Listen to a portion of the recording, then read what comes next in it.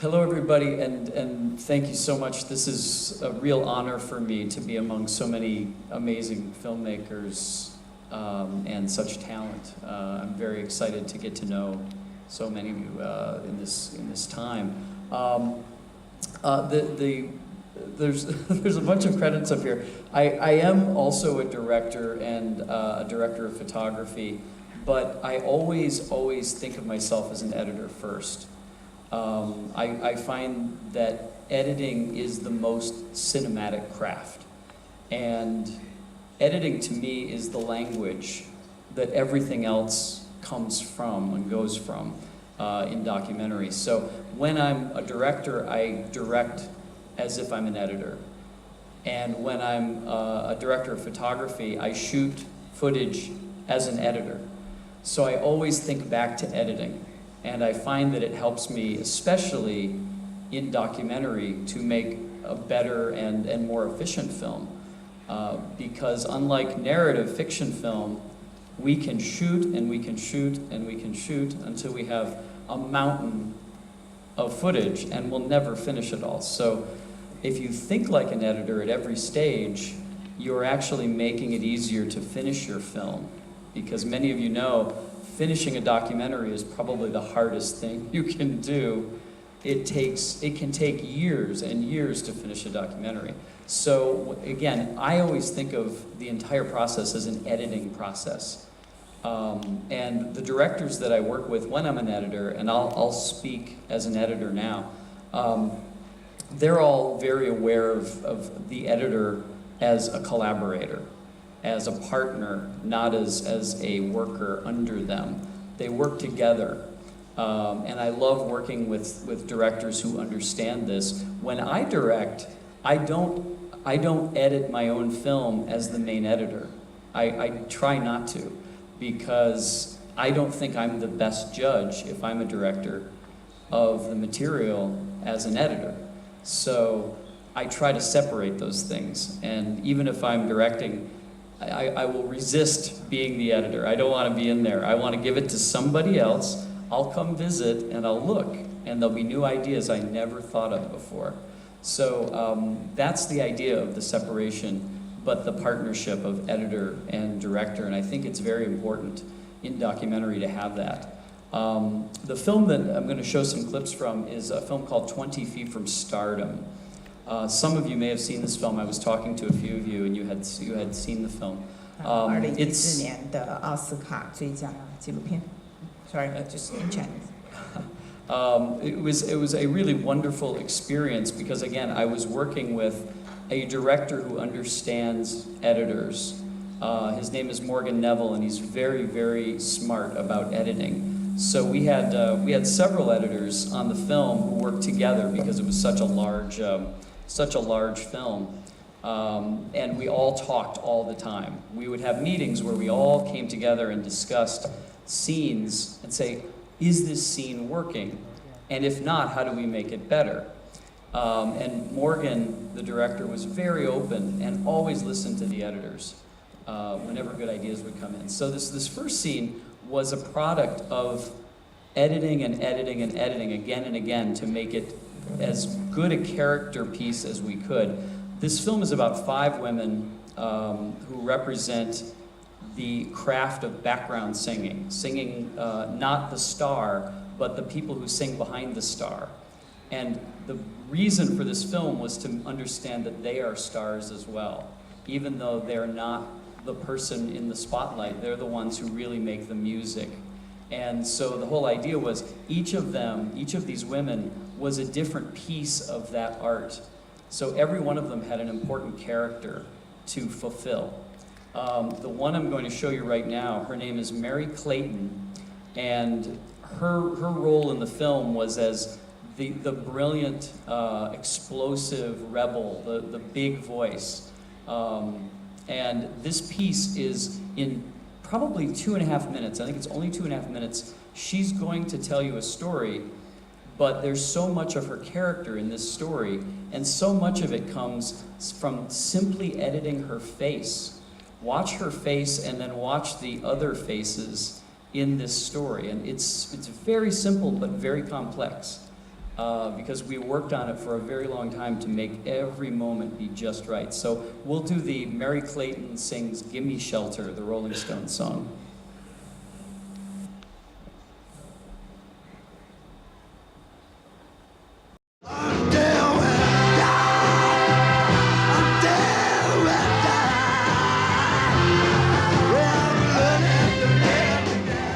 When I got to A&M, I was coming down the stairs from Lou's office. Joe was coming on the lot from that front gate, and he says, "There she bloody is." He said, "I want you to work on all of my records." And any moment you would see James Taylor coming down the hallway, or you'd see Carol coming out saying, "Come sing with me."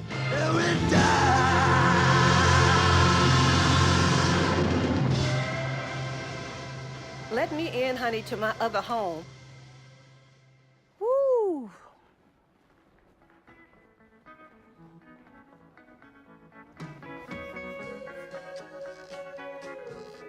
What a great studio. Boy, did we have some time in this studio.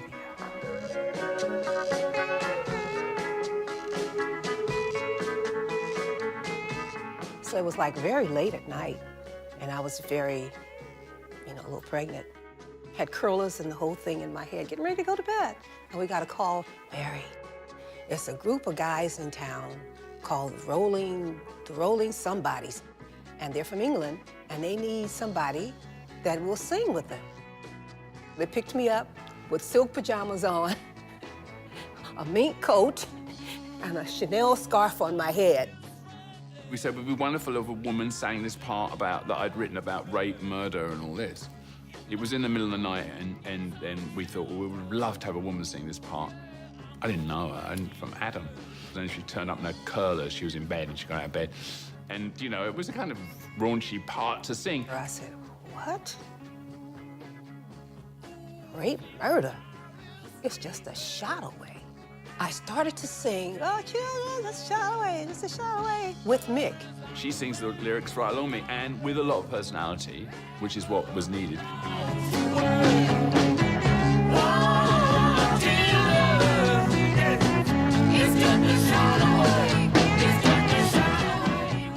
What I liked was that she could sing. She was able to be Mary. She didn't have to bring it down. He said, "You want to do another one?" I said, "Sure, I'll do another one." I mean, she just did it like a couple of times, So I said to myself, I'm going to do another one. I'm going to blow them out of this room.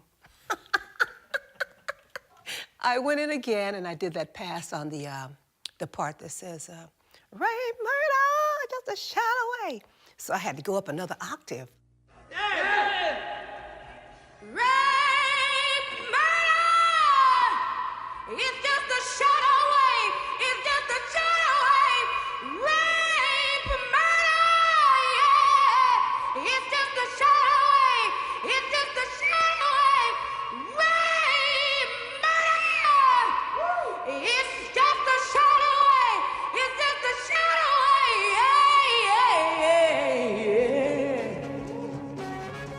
You do these things at sort of 2 in the morning, and then you come in the next day and you go, "Fucking hell, that's good." Yeah. I don't hear a hand clap. Everybody was telling us we had to bring everything down. So when the rock and roll world came and said, "No, we want you to sing," it saved us. It saved us. Saved our lives.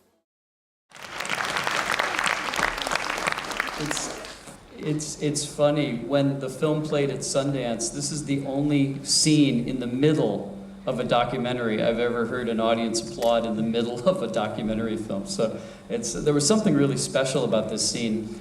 And it's all because of Mary and her face and the expressions and the emotions that she's feeling, because she was really listening to the tape of her singing that, 30 years ago and 40 years ago. Almost.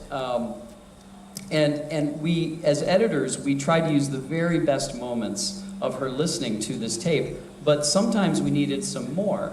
So what we did was we looked through every scrap of footage, every piece we had, and the best stuff was the camera person was rolling while we were setting up lights and while we were putting her in the chair, and she was just looking around and smiling, and she'd look at us, and then she'd look over here. And all of that footage was beautiful because it wasn't scripted and it wasn't forced. It was just her being her. And she's a very, very big personality. She's a diva. She's I'm here. And so she always had great expressions. So we cut it very carefully so that even when we didn't have the right footage at exactly the right moment, we could take a piece from another place and put it in there, and it worked perfectly. So you feel like it's all one piece. It feels like one edit.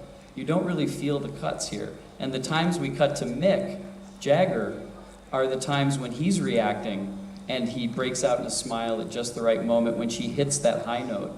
And so all that personality is just flowing through this edit, and you really don't see the craft, but it took us weeks to get the scene right. And we did it again and again and again until we said, that feels right. We finally found it. So that's the craft of the editor. And Morgan, the director, trusted us to fight for it and keep playing and playing until we got it just right. And none of us were satisfied until we all said, we did it, we got it right. You know, we played it and the people loved it. So that was how we tested that scene again and again. So when I first watched it, that was really, honestly, I was like, brilliant, brilliant, brilliant editing. Yeah.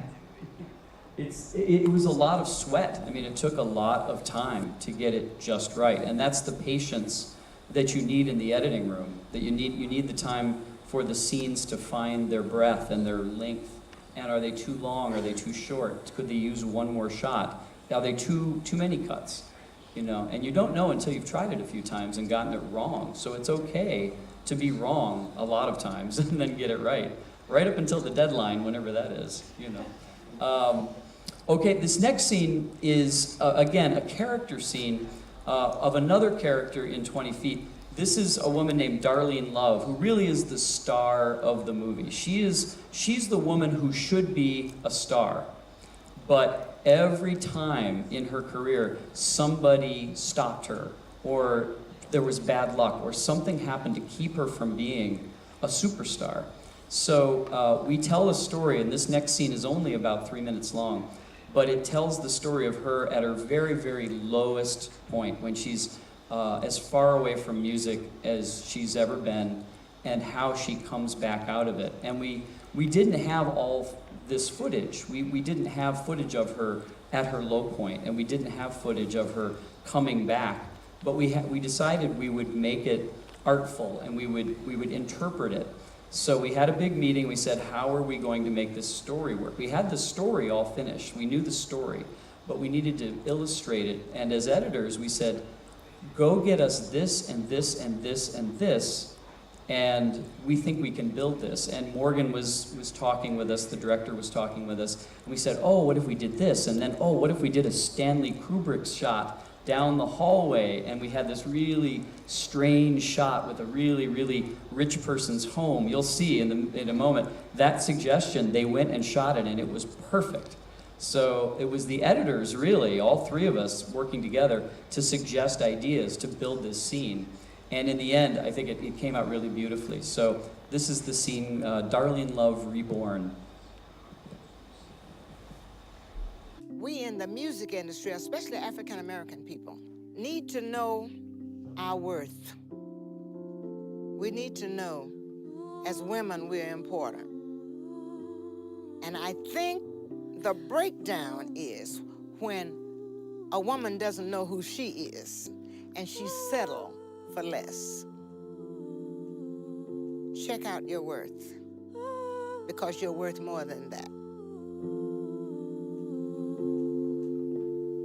I couldn't sleep.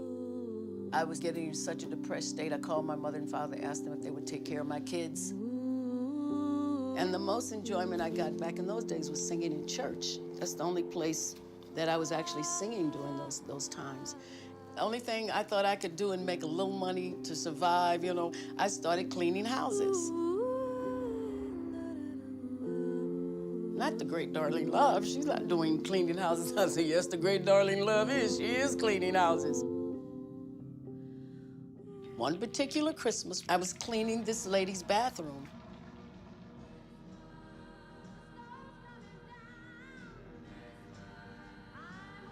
and Christmas Baby, Please Come Home. My Christmas record came on the radio while I was cleaning this bathroom.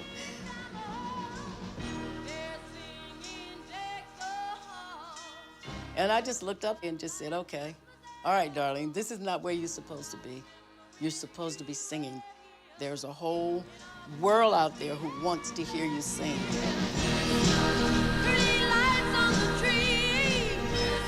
And then the move from California to New York, my career just took off.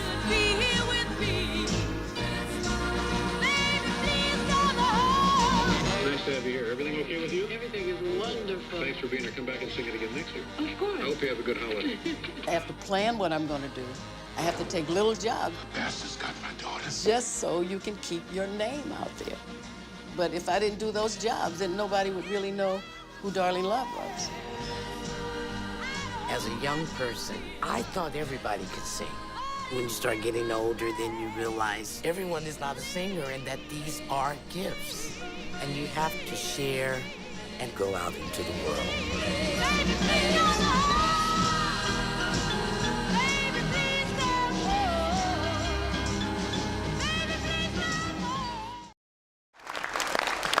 Thank you, that's very kind. There are a lot of elements that make this scene work, and some of them are graphical. All through the movie, we see these album covers with our women's faces on them, and when they fade away, when they lose their hope, that you see their names disappear, you see their pictures disappear, and then throughout the movie, when they come back, their faces and their names come back together on the screen. So graphics can really help you to tell a story when you don't have other ways to tell that story. Some of the beautiful footage in New York, once we knew we had the story, we said, what are the beautiful sense of winter in New York, Christmas song, how do you make that beautiful? And so we went and we shot we didn't shoot a lot, and we even used some footage that we borrowed from other films that had extra footage. We had friends who were shooting stuff. So we said, do you have anything that's winter and beautiful? And sure enough, they had some. So we were very efficient. We were able to not shoot hundreds of hours of New York. We shot very specific things to make the scene work. And again, this was after we built the story. We knew what the story was. If you were listening to it with your eyes closed, the story was great. Now we had to open our eyes, and the editors had to cut pictures to this and make it work as a picture. And I think because we had such a great team, and we talked, the director and the editors talked all the time, and we watched things over and over again.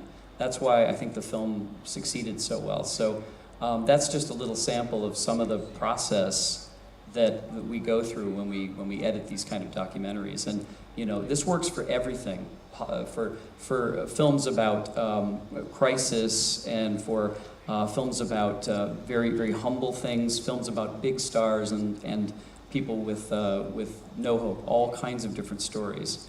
And we just, we always try to keep very good communication going, director to editor, always. Yeah. Thank you so much, Doc.